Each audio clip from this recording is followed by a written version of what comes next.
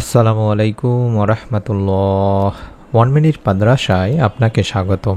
আজ আমি আলোচনা করব অত্যন্ত পাওয়ারফুল একটি দোয়া নিয়ে, যে দোয়া প্রতিদিন আসরের নামাজের পর যদি আপনারা একবার করেও পড়েন, দেখেও পড়েন, তাহলে আল্লাহ তাআলা আপনার মনে নেক আশা পূরণ করে দেবেন। অনেক দিনই ভাই বোন সাপ্তাহিক এবং আইয়ামে বীজের রোজা রেখে থাকেন। আপনারা ইফতারের আগে অর্থাৎ আসর থেকে শুরু করে ইফতারের আগ মুহূর্ত পর্যন্ত এই দোয়াটি একবার করে হলেও পড়বেন।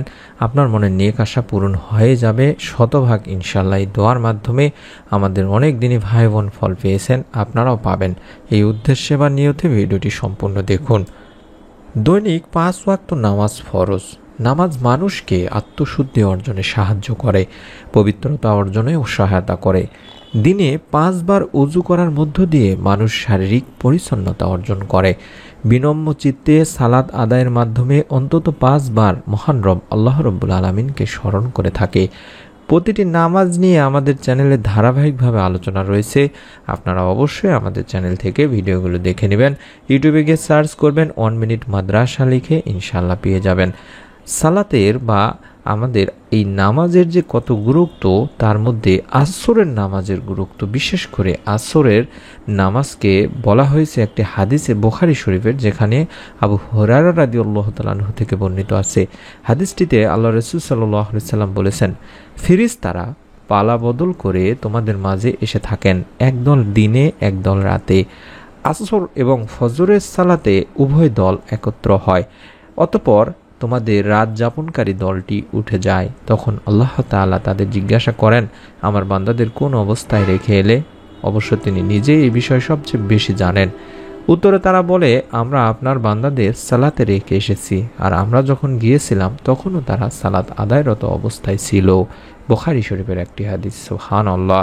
শুধু তাই নয়, আসরের যে 4 রাকাত ফরজ সালাত আছে, তা প্রত্যেক প্রাপ্তবয়স্ক নরনারী আদায় করা উচিত। দিনী ভাই বোনেরা, আবু মালি রাদিয়াল্লাহু তাআলা আনহু থেকে বর্ণিত, তিনি বলেন, এক যুদ্ধে আমরা রুবাইদা রাদিয়াল্লাহু তাআলা আনহুর সঙ্গে ছিলাম।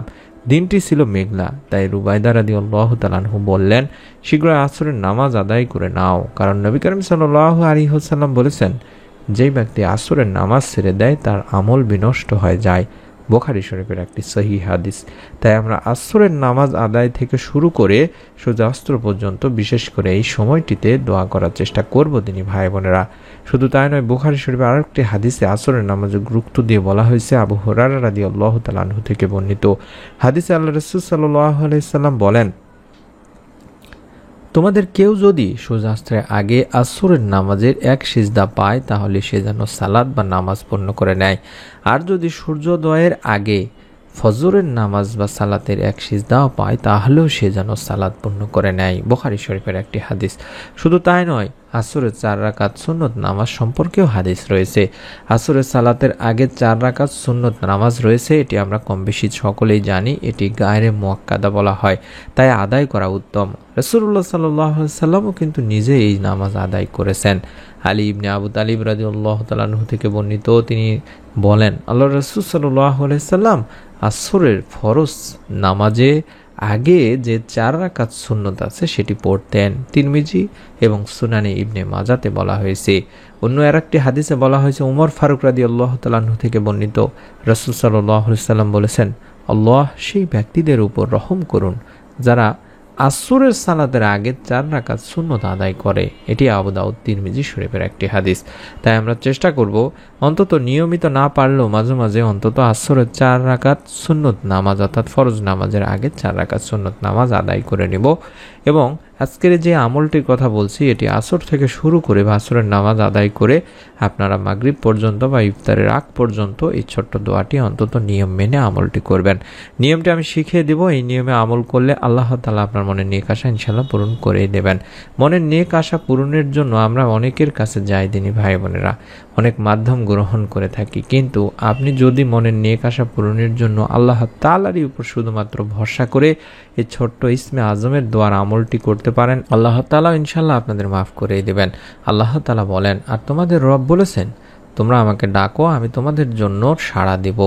নিশ্চয় যারা অহংকারবশত আমার ইবাদত থেকে বিমুখ থাকে তারা অচিরে লাঞ্ছিত অবস্থায় জাহান্নামে প্রবেশ করবে। সূরা গাফিরের কথা বলা হয়েছে, অর্থাৎ 60 নম্বর আয়াতে বলেছেন, জীবনের ইচ্ছা পূরণের অনেক উপায় খুঁজে বেরিয়েছেন। আজকে মনের নেক আশা পূরণের জন্য অন্তত একবার হলো আমলটি করবেন, এই নিয়তটি করে ফেলুন। আপনারা যদি সম্ভব হয় 2 রাকাত সালাত আদায় করে নিয়ে তারপরে নামাজটি পড়ার চেষ্টা করবেন।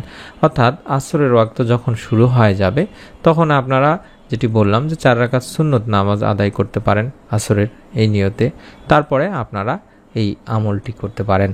অর্থাৎ যে দোয়ার আমলটি করতে হবে এই দোয়াটি আমি আপনাদেরকে শিখিয়ে দিচ্ছি ইনশাআল্লাহ। হাদিস শরীফে এসেছে, একবার হযরত আনাস রাদিয়াল্লাহু তাআলা আনহু আল্লাহ রাসূল সাল্লাল্লাহু আলাইহি সাল্লামের সঙ্গে বসা ছিলেন। এমন সময় এক ব্যক্তি এসে নামাজ আদায় করে নিচের এই দোয়াটি পাঠ করলো। অর্থাৎ যে দোয়াটি আমি স্ক্রিনের মধ্যে এই মুহূর্তে দেখাচ্ছি, এই দোয়াটি আপনাকে নিয়ম মেনে একবার পাঠ করতে হবে।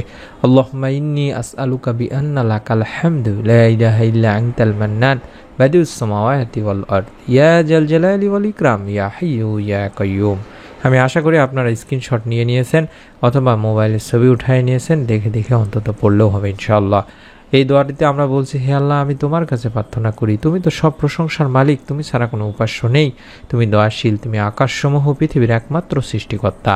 হে মহান সম্রাট ও সর্বোচ্চ মর্যাদার অধিকারী, হে চিরঞ্জীব, হে সর্বময় ক্ষমতার অধিকারী। তখন নবীজি সাল্লাল্লাহু আলাইহি সাল্লাম বললেন, এই ব্যক্তি ইসমে আজম পড়ে দোয়া করেছে। ইসমে আজম হচ্ছে মহান আল্লাহর এমন এক নাম যে নামে আল্লাহকে ডাকলে আল্লাহ তাআলা তার ডাকে সাড়া দেন, যে নামে আল্লাহ তাআলার কাছে কোনো কিছু চাওয়া হলে আল্লাহ তাআলা তার চাওয়া পূরণ করে দেন। অর্থাৎ এটি সেই ইসমে আজমের দোয়া, যেটি আমি এই মুহূর্তে স্ক্রিনে আবারও দেখাচ্ছি। আমি নিয়মটি সংক্ষেপে বলে দিচ্ছি। প্রতিদিন আসর থেকে শুরু করে মাগরিব পর্যন্ত এই সময়টিতে, বিশেষ করে আসরের 4 রাকাত সুন্নত নামাজ আদায় করলে আপনারা আমলটি করতে পারবেন, কিংবা ফরজ নামাজের পরেও আমলটি করতে পারবেন, কোনো সমস্যা নেই ইনশাআল্লাহ। অথবা ইফতারের আগ পর্যন্ত সময়টিতেও আপনারা আমল করতে পারবেন। প্রথমে আগে দরুদ পড়ে নেবেন, কম করে হলেও 11 বার ছোট্ট এই দরুদটি পড়ে নেবেন, আল্লাহুম্মা সাল্লি আলা মুহাম্মাদিন ওয়া আলা আলি মুহাম্মাদ। এতটুকু পড়লেও হবে। এই ছোট দরুদটি 11 বার পড়বেন, আল্লাহুম্মা সাল্লি আলা মুহাম্মাদিন ওয়া আলা আলি মুহাম্মাদ। এভাবে 11 বার পড়বেন এবং আস্তাগফিরুল্লাহ আস্তাগফিরুল্লাহ 11 বার পাঠ করবেন।